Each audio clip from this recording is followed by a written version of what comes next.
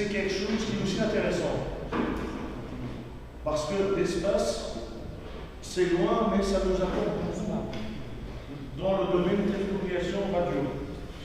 Et donc, en 1961, les radioamateurs ont construit leur satellite dans un garage, donc pas du tout dans un atelier de la NASA ou quoi que ce soit. Ils ont construit ça dans un garage et ils ont lancé un satellite qu'ils ont appelé Oscar. Orbiting Satellite Carrying Amateur Radio. Et donc, le satellite a été lancé, il a fait aussi du bruit. Alors, en fait,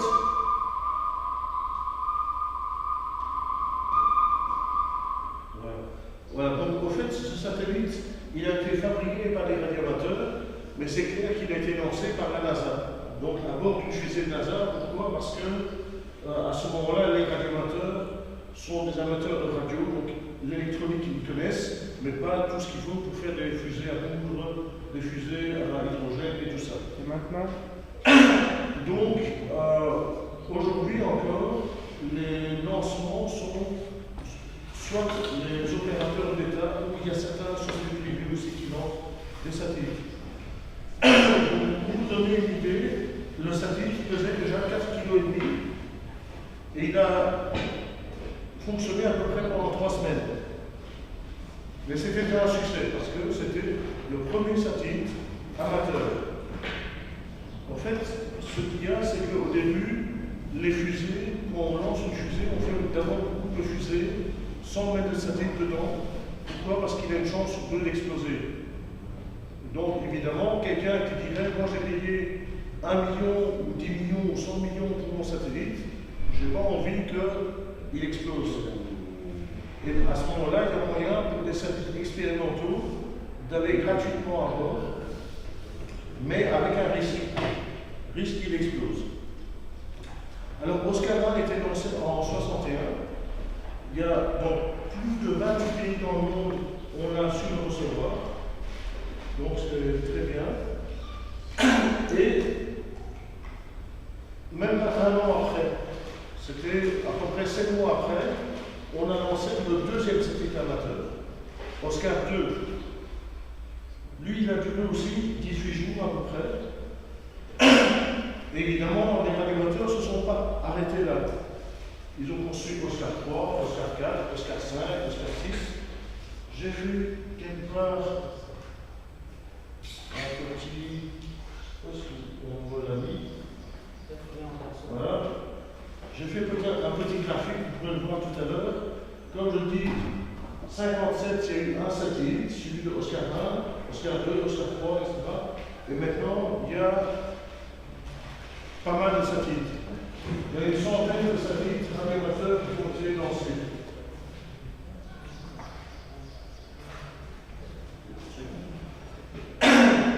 Et d'ailleurs, il n'y a pas seulement les Américains qui lancent des satellites. Il y a 2 pays qui se sont mis, les Allemands, les Anglais, les Français, et puis dernièrement des petits pays qui ont lancé des satellites. Il y a le Koweït, l'Arabie Saoudite, les Philippines, l'Argentine a lancé un satellite, et tout ça, même les petits pays ont construit des satellites.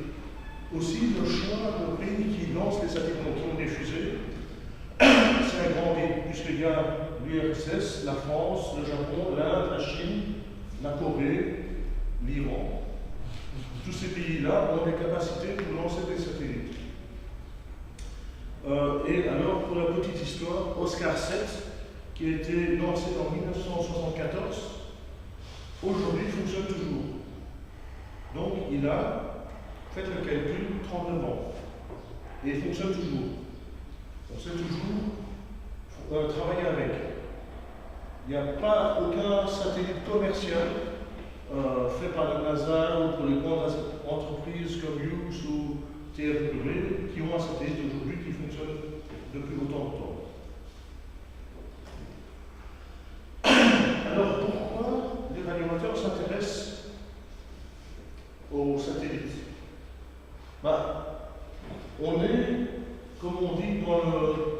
contexte de l'ITU, on est un service expérimental, donc on veut expérimenter, on veut étudier des choses, on veut étudier des nouvelles choses.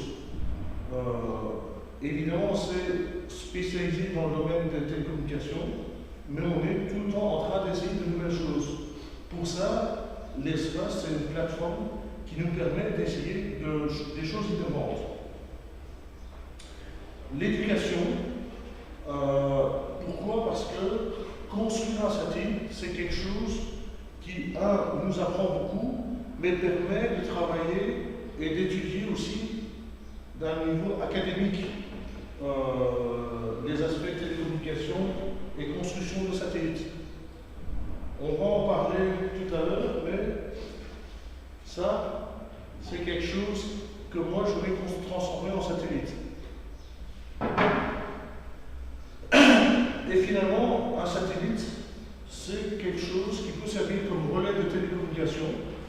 Comme il est très haut en altitude, il permet de faire des contacts avec une grande surface. Ça remplace un pylône avec une antenne, puisque mon pylône devrait avoir 300 km ou plus, ce qui techniquement n'est pas faisable. Mais donc un satellite est intéressant à ce niveau-là. Donc comme relais de télécommunication, vous connaissez certainement les satellites géostationnaires pour la réception des satellites de télévision, de radiodiffusion, mais il y a tout un tas d'autres satellites qui existent, et notamment des satellites radiocapteurs qui nous servent, nous, à radiocapteurs, à faire des relais, à relier des messages. Alors évidemment, nous, radiocapteurs, on a connu une période où la radio c'était quelque chose de magique, on s'intéressait pour ça, mais aujourd'hui aussi, la radio, on arrive encore à motiver des jeunes. Des jeunes qui ont 20 ans, 15 ans, 10 ans et même moins. Pourquoi? Parce qu'il y a toujours des choses qu'on peut montrer aux jeunes qui sont des choses attractives. Il y a eu ensuite ça, je vais en parler tout à l'heure, qui était une communauté spatiale transformée en satellite. Il y a Arisat, FunCube, YouCube, tout ça c'est des satellites qui sont construits par les réservateurs, mais qui sont dédiés à intéresser les jeunes gens à s'intéresser à la technique. Et aussi finalement, aujourd'hui de plus en plus, la télécommunication n'est pas seulement l'électronique ou la radio, mais c'est un mélange d'électronique, de technique, de physique, d'électronique, d'informatique et tout ça. Donc il y a tout un tas d'aspects qu'il faut connaître. Ici, vous voyez une infime partie de CubeSat qui ont été réalisées ces dernières années. Et ce n'est qu'une petite partie. Aujourd'hui, on estime, parce qu'on ne connaît pas tous les projets, qu'il y a à peu près 250 satellites en cours de construction. Des petits satellites de ce format-là. Que des universités, des groupes fabriquent eux-mêmes. Et donc, une des raisons, c'est qu'on a inventé le concept CubeSat. Le CubeSat, c'est ce format-là. 10 cm, 10 cm, 10 cm. 1 litre. Il peut peser maximum 1 kg. Et on a à peu près 1 watt de disponible. 1 watt de puissance électronique, puissance moyenne sur une orbite de disponible. Pourquoi on a fait ça? Parce que ça permet à une fusée d'en lancer pas un, parce qu'une fusée pour un satellite c'est très très cher, mais d'en lancer 5, 10, 15, 20 satellites, même 50 d'un coup. Donc ça veut dire qu'il y a 50 universités qui construisent chacun leur satellite et qui est lancé par la même fusée. C'est quoi la matière? Ça c'est de l'aluminium. Je peux le faire passer tout de suite. Oui, l'attitude de satellite. Pardon? L'attitude de satellite en orbite. Ah, ça je vais en parler tout de suite, mais en général c'est de l'ordre de 300, 400, 500 km. Je vais expliquer Une des raisons pourquoi on a choisi ce format-là, c'est que quand on lance un satellite, qu'est-ce qui coûte cher? C'est pas tellement la fabrication du satellite, parce que si on le fait par des étudiants, ça coûte pas cher, ça coûte un peu la matière, mais les personnes, ça ne coûte pas, tout ça. Ce qui coûte cher, c'est le lancement même. Et le lancement même, notamment, quand il y a la fusée, il faut, sur la fusée, monter le satellite. Donc il faut adapter le satellite à la fusée. Ce mécanisme qui s'occupe aussi de déployer le satellite, c'est très très cher parce qu'il doit à chaque fois être homologué pour la fusée. Et donc l'idée qu'il y a eu, c'est que si on définit un format standard, 10 x 10 x 10, on peut faire un mécanisme standard qu'on fait approuver une seule fois. Et une fois qu'il est approuvé, on ne va plus recertifier à chaque lancement. Et donc ça, c'est ce que vous voyez ici. Vous voyez, c'est une espèce de tube où les satellites rentrent dedans. Et une fois dans l'espace, il y a le couvercle qui s'ouvre et un ressort qui pousse le satellite dehors. Mécanisme très simple. On l'adapte sur la fusée, et alors, sur ce modèle de fusée, on peut alors pouvoir mettre n'importe quel satellite, puisqu'ils ont tous le format 10-10-10. Donc, ça réduit énormément le coût d'un lancement. Le coût d'un lancement avec un mécanisme comme ça revient 50 000 à 100 000 $. C'est pas énorme quand on compare au prix d'un lancement commercial qui est 10 millions, 20 millions, 50 millions de $. C'est vrai que bon, 50 000 $, je ne les ai pas sur moi, désolé, mais c'est beaucoup plus facile de trouver des sponsors dans l'industrie pour vous donner un coup de main chez le ministère de l'Éducation, chez les universités, tout ça. Donc c'est beaucoup plus facile. Alors évidemment, quand on dit 10 sur 10 sur 10, c'est pas grand. Parce que il y a ça comme espace. On ne peut pas mettre énormément dedans. Alors on se pose la question, est-ce que c'est pas trop petit? Est-ce que c'est pas trop petit pour tout ce qu'on veut faire? Alors la réponse est non. Parce qu'en fait, c'est vrai que là-dedans, je ne mets pas le Hubble Space Telescope, c'est clair. Mais je peux faire tout un tas de choses. Et il y a des satellites qui tournent depuis plus de 3 ans, qui fonctionnent encore, qui ont des caméras à bord, qui ont des sondes qui mesurent les particules dans le vide et tout ça. Il y a tout un tas de choses qu'on peut faire. Et l'avantage aussi, c'est que c'est très vite construit et c'est très vite testé, lancé. Typiquement, un projet de satellite dure 1 à 3 ans. Donc, une université prend à peu près 1 an, 2 ans, 3 ans pour réaliser un satellite et le lancer. Quand vous regardez commercialement la construction d'un satellite, combien de temps ça prend?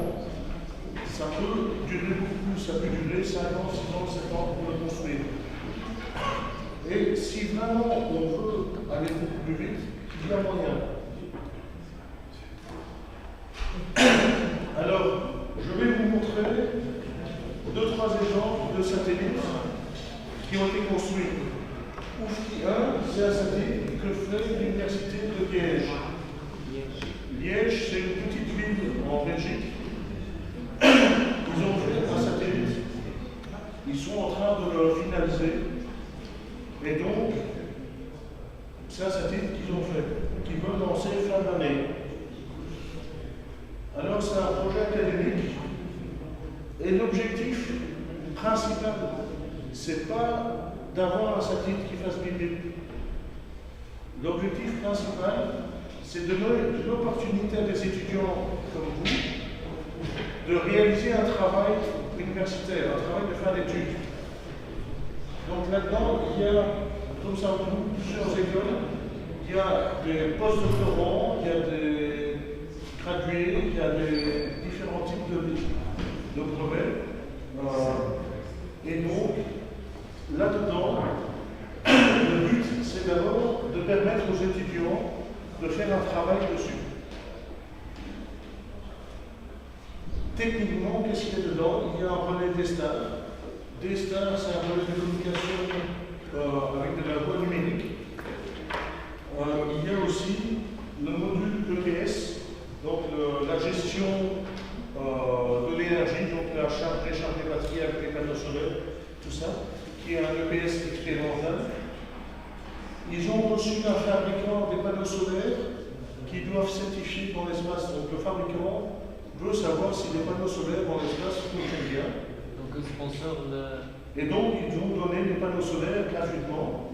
En contrepartie, l'équipe Oufti va leur donner au fur et à mesure les valeurs de comportement des panneaux solaires. Donc ça, c'est des synergies qui se forment avec l'industrie.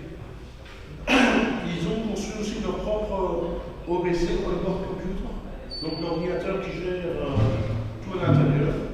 Donc ils veulent aussi l'expérimenter. Alors au niveau organisation du projet, il y a, suivant les années, entre 3 et 10 professeurs qui encadrent le projet. Il y a des assistants qui forment l'équipe système, donc l'équipe qui reste d'année en année, qui fait la gestion globale du projet. Et par année, ils ont entre 8 et 12 étudiants. Le projet est allé sur plusieurs années ici. Comme je dis, ils ont décidé de faire ça sur 5 ans. Ils auraient pu faire ça plus rapide aussi, mais c'est leur choix. Et donc chaque année, il y a 8 à 12 étudiants qui prennent une petite partie du projet et qui travaillent dessus.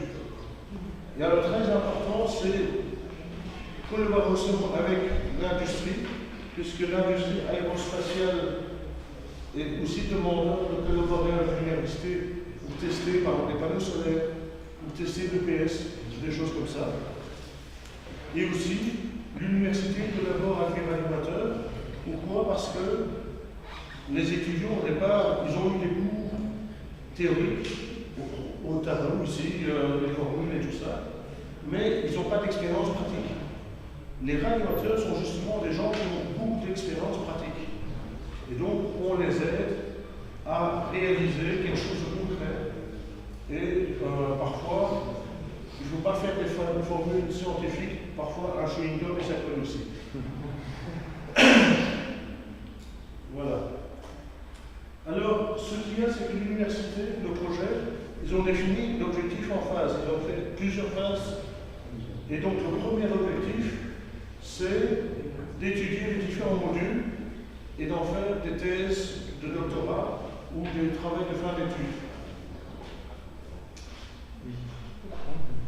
Ça, c'est, comme je vous l'ai dit, chaque année, il y a 8 à 12 étudiants qui font ça, qui réussissent, donc c'est un succès.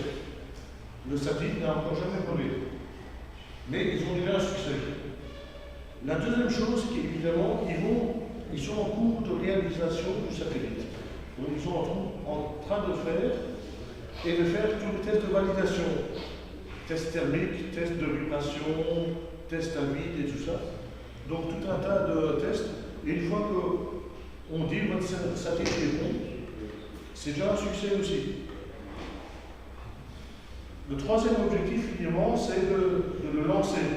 Donc de trouver une opportunité à bord d'une fusée qui puisse l'emporter. Ça, c'est en cours de négociation pour l'instant. Donc ils espèrent, fin 2013, pouvoir le lancer.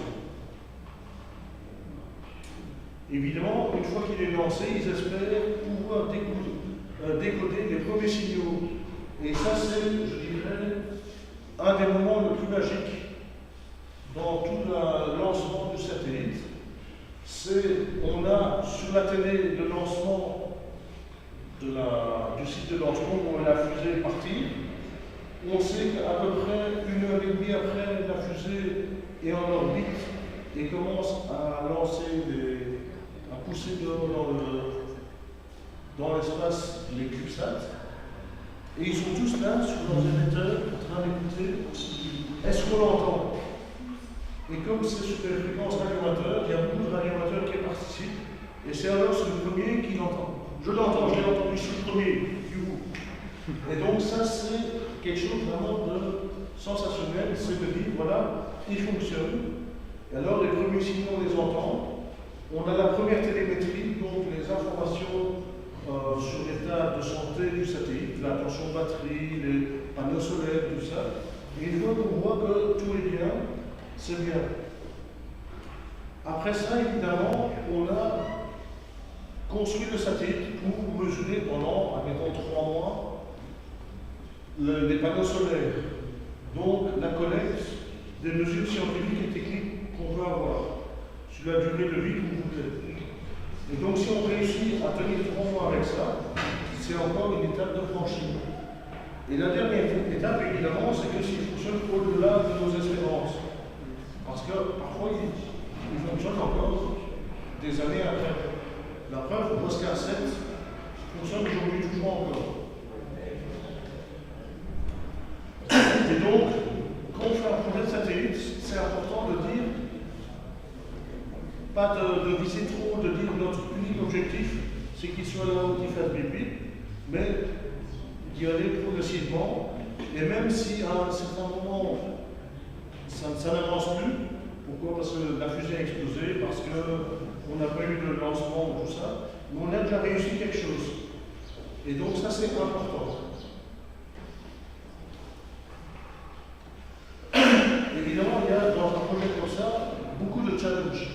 Il y a des challenges techniques. Il faut réaliser des modules électroniques, le module comme communication, le module OBC, notre computer, l'ordinateur de bord, l'EPS, très important parce que sans courant, rien ne fonctionne. Donc il faut que les panneaux solaires chargent correctement les batteries, tout ça. Il y a aussi des aspects mécaniques. La structure du satellite, il faut que ça tienne beaucoup. La thermique, il ne faut pas oublier que quand c'est là-haut, ça au soleil, c'est 200 degrés, ça derrière, c'est moins 150 degrés. Donc il y a des contraintes techniques assez importantes. Il y a aussi ce qu'on appelle l'ADS, le contrôle d'attitude. Par défaut, le satellite, quand il est lancé, il va tourner dans tous les sens. Si on a une caméra à bord, elle va faire ça. Donc il faut essayer de stabiliser le satellite pour qu'il pointe toujours vers la Terre, ou vers là où on veut observer. Donc il a une attitude contrôlée. Là, il y a tout un tas de systèmes qui existent. Il y a des petits jets de propulsion, il y a des roues inertie, donc un petit moteur avec un volant. Il y a ce qu'on appelle des magnétotorques. Donc, un électroaimant qui s'aligne avec le champ magnétique terrestre. Donc, il y a tout un tas de petits trucs et astuces qu'on peut faire. Il y en a qui font circuler de l'eau, par exemple. Le mouvement de l'eau peut aussi faire ça. Donc, il y a tout un tas de systèmes qu'on peut inventer, tester, innover pour ça. Il y a évidemment comme aspect technique très important les tests de vibration, de choc, de thermie, de radiation, parce que le satellite, évidemment, il doit survivre au lancement, et le lancement au niveau vibration, au niveau choc, c'est très important. Et puis, une fois qu'il est là-haut, il doit tenir des chocs de température, des radiations, tous ces aspects-là. Mais il y a aussi des aspects non techniques. Il y a tout ce qui est gestion de projet. Donc, dans l'équipe OUFTI, il y a à chaque fois une dizaine d'étudiants qui sont sur le projet. L'année d'après, c'est 10 nouveaux étudiants. Donc, il faut que chaque étudiant finisse en une année son petit groupe de travail et qu'il fasse suffisamment de documentation pour que le prochain puisse continuer là où il s'est arrêté. Que ce soit au niveau électronique, au niveau thermique, au niveau structurel, tout c'est la même chose. Donc, il y a aussi, évidemment chacun fait son TFE là-dessus. Donc c'est un enrichissement de l'expérience. Je pense que si vous pouvez mettre sur votre CV que vous avez étudié les télécommunications et que vous avez fait un satellite pendant vos études, c'est un petit plus. C'est de l'expérience pratique aussi. C'est aussi que le groupe d'étudiants entre en contact avec l'industrie. Ça veut dire aussi qu'il y a déjà des contacts et peut-être aussi déjà où on va vous dire à la fin de vos études, j'ai un contrat d'emploi pour vous. Et en général, c'est des emplois intéressants parce que c'est dans l'industrie aérospatiale. C'est aussi l'expérience avec gérer le dossier, aller chercher des finances chez les partenaires, des sponsors, parce que ça aussi, c'est des choses qui ne sont pas du tout prévues dans le cours technique. C'est d'aller vous présenter, d'aller demander un soutien, du sponsoring, du financement. Et c'est quelque chose qui peut vous aider après dans votre métier aussi.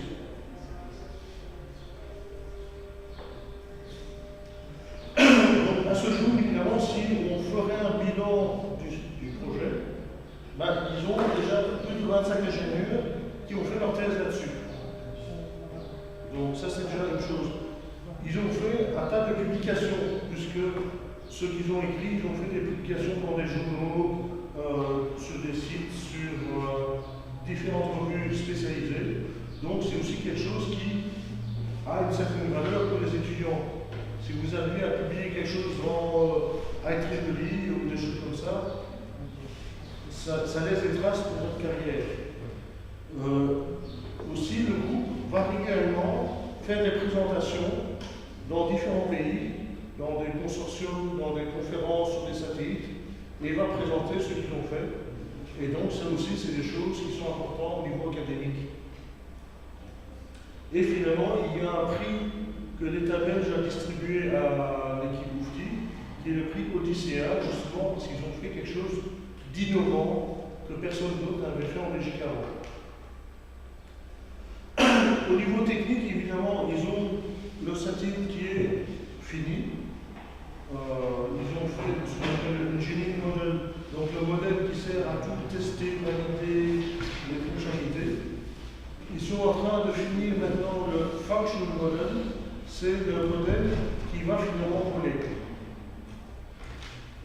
Les tests de validation, donc tout ce qui est vibration, tout ça, c'est en cours.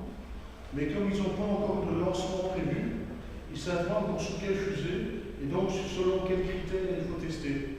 Parce que selon si vous êtes lancé avec telle ou telle fusée, les critères où il faut certifier ce satellite sont tout à fait différents. Et donc ils espèrent, Inch'Allah, fin de l'année 2013.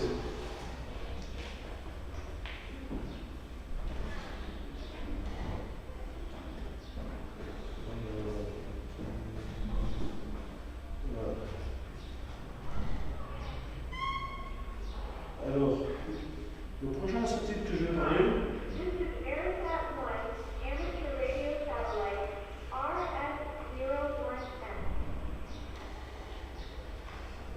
donc ça c'est un satellite qui est pas un format CubeSat qui est un peu plus gros, mais qui est un satellite qui a un grand intérêt, qui a eu un grand intérêt éducatif, surtout chez les jeunes. Au fait, au départ, ARISAT, c'est un groupe international qui s'occupe de liaison radio avec l'ISS. Je vais en parler tout à l'heure là-dessus.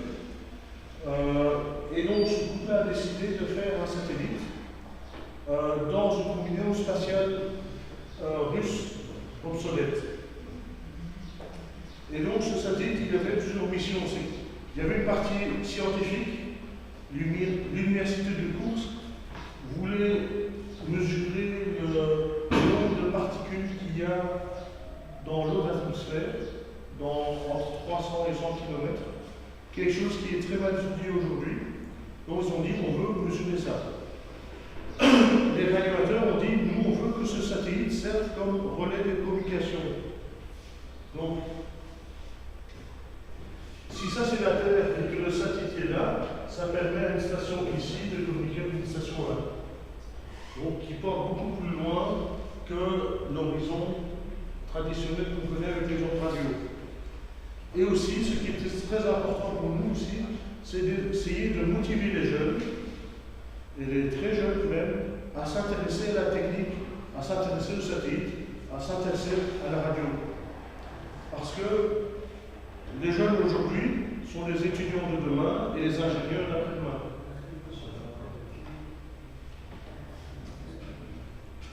Donc il y a eu déjà dans le passé un effort similaire, suite Sat 1, où en fait ils ont pris une combinaison spatiale à bord d'ISS. Il faut savoir que l'ISS, les combinaisons spatiales qu'ils ont une durée de vie limitée. Après un certain temps, on dit que c'est plus tellement fiable, ça risque de casser, et donc on la met à la poubelle. Donc les radiomoteurs ont dit stop, est-ce qu'on peut mettre une antenne sur la tête, un émetteur dedans, et alors on le lance dans l'espace à partir de l'ISS, et alors c'est un satellite indépendant. Et donc ça c'est l'idée de départ. Malheureusement, les Russes ont jeté la combinaison sans nous la laisser. Donc à ce moment-là, qu'est-ce qu'il y a? C'est qu'ils ont quand même construit le satellite, et alors ils l'ont construit en structure plus robuste. Donc ça faisait à peu près 55, 55 et 40 cm, donc ça fait quand même une boîte avec des poignées pour pouvoir pousser le satellite dehors. Donc il a été construit aux États-Unis et en Russie. La Russie a apporté donc l'expérience de course dedans. Et donc fin janvier, il a été embarqué et déposé dans l'ISS. L'ISS, c'est la station internationale spatiale. Et donc le 16 juillet, il y a un astronaute qui était de sortie, qui l'a pris et qui l'a poussé dehors. Je dis toujours qu'il a balancé par la fenêtre. Et le satellite alors a commencé à tourner autour de la Terre. Et il a duré à peu près 6 mois. 6 mois, pourquoi? Parce qu'après 6 mois, il a brûlé dans l'atmosphère. Donc, pendant toute cette durée de vie, il a mesuré chaque fois et transmis vers la Terre des mesures du vide, donc du nombre de particules. Les radioamateurs avaient mis dedans un émetteur expérimental digital. Donc, toute la modulation, tout ça est par software, donc un logiciel. Et pour les radioamateurs, il y a ce qu'on appelle un transformateur linéaire, donc, qui prend le spectre et qui la retransmet tel quel. Quelle que soit la modulation, c'est retranscrit. Et donc ça permet de faire tout. Et alors, pour attirer les jeunes, on avait rajouté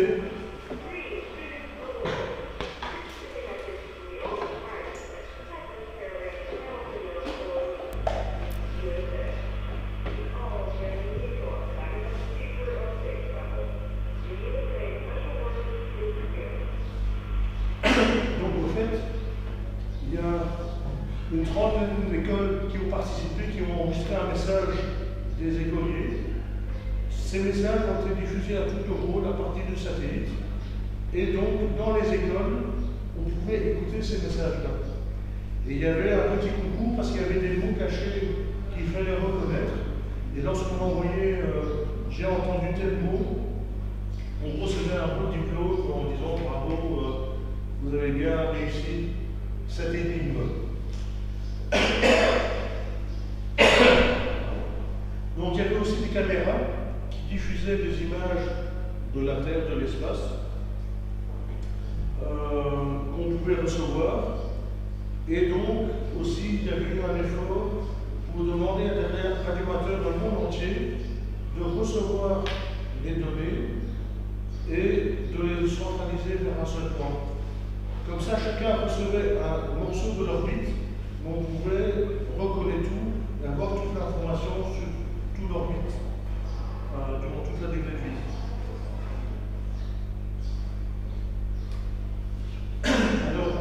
satellite qui est très intéressant aussi pour les jeunes, c'est FunCube. Fun parce que ça doit être fun, et Cube parce que c'est le format d'un CubeSat.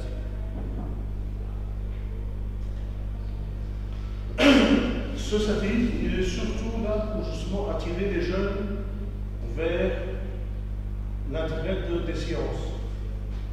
Il servira aussi comme relais de radioamateur, et en fait, pendant la journée, il va servir pour les écoles, pendant la nuit, il va servir radioamateur. Les radioamateurs sont souvent debout la nuit. Ce n'est pas une obligation, mais la nuit, la propagation mécanométrique est meilleure, donc c'est une habitude. Et il est prévu que ce satellite va durer 5 ans. Alors il est encore. Alors, il va être lancé au mois de juin, donc il n'est pas encore lancé, mais il va durer 5 ans. En fait, pourquoi 5 ans?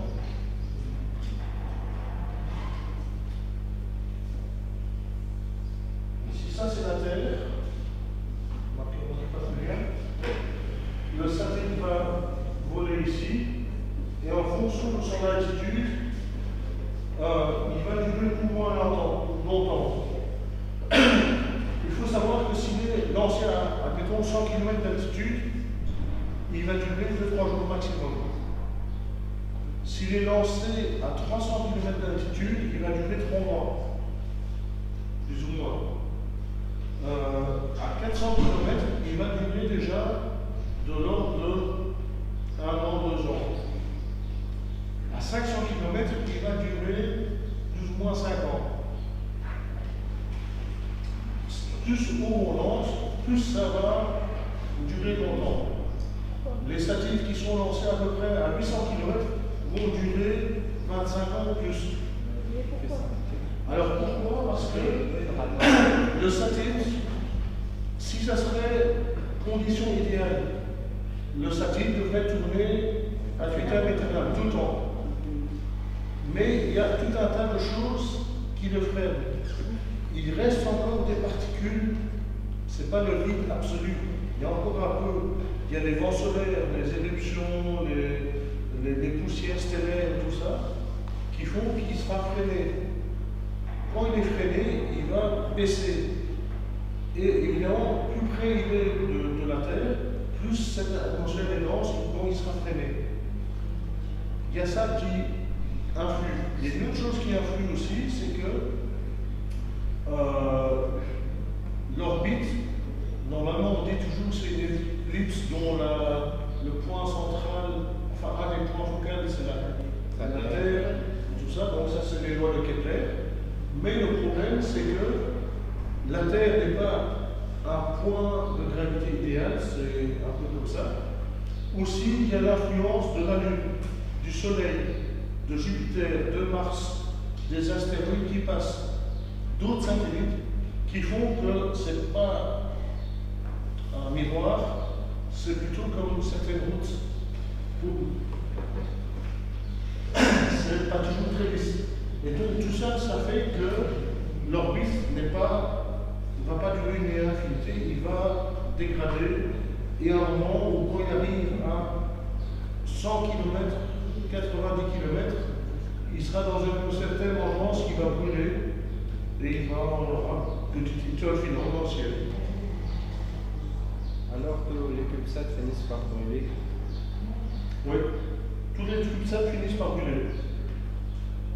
Et comme la masse en général est tellement petite, il brûle entièrement, il n'y a rien qui retourne. Donc, connaissant l'altitude, on sait déterminer à peu près la durée de vie.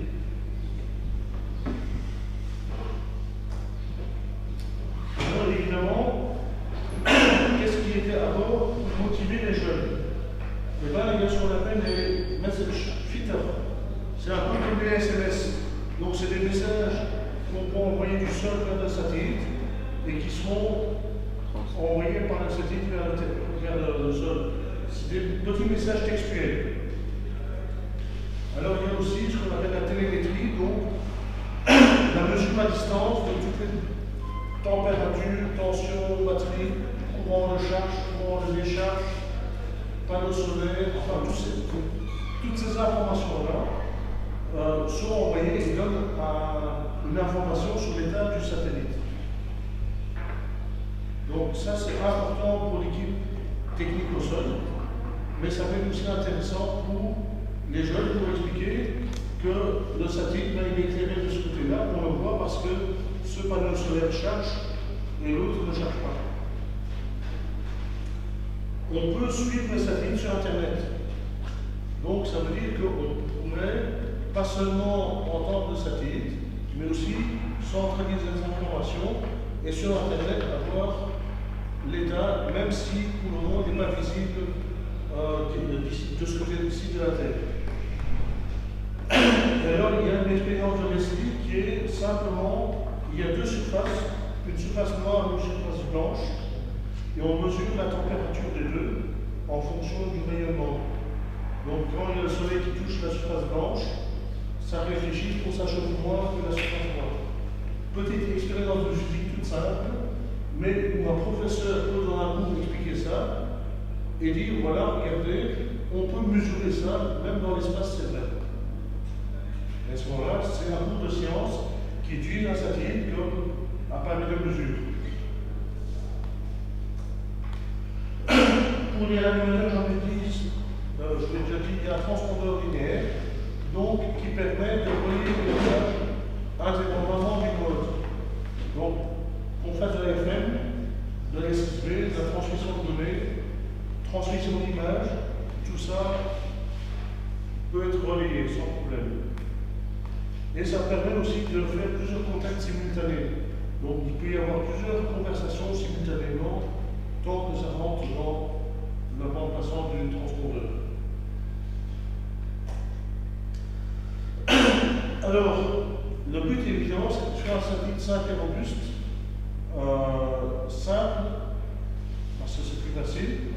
Et aussi, s'il est simple, en général, il est robuste. Ça veut dire qu'il ne va pas tomber en panne. La durée de vie espérée, c'est de 5 ans. Il faut savoir que la durée de vie d'un satellite dépend principalement de 3 choses. C'est un, comme j'ai dit, l'orbite, parce qu'il va se dégrader. 2, la tension d'alimentation, parce qu'il y a des batteries, il y a des panneaux solaires, mais les panneaux solaires, à la fin, commencent aussi à produire moins d'énergie. Les batteries vieillissent, et donc à un moment, il n'y a plus assez d'énergie pour faire fonctionner le satellite. Ça, c'est un deuxième critère. Le troisième critère, c'est aussi l'électronique. Si l'électronique tombe en panne, ou s'il y a un bug informatique dans le soft, ou quoi que ce soit, et qui s'arrête de fonctionner, eh ben, on ne peut pas simplement aller là-haut, réparer, et donc, il faut tenir compte de ça quand on développe un satellite. Par contre, c'est très facile de recevoir ce satellite-là.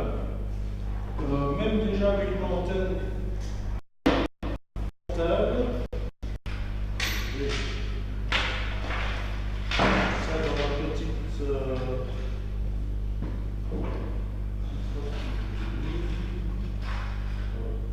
donc simplement avec une petite antenne comme ça, à l'extérieur, il y a un appareil portable. Je vais vous montrer. Il y a déjà moyen de recevoir ça. Donc, voilà. Avec ça, dehors, je pourrais recevoir le satellite. Donc, c'est pas très sophistiqué. Il ne faut pas une station avec des paraboles de 18 mètres ou quoi que ce soit. Non.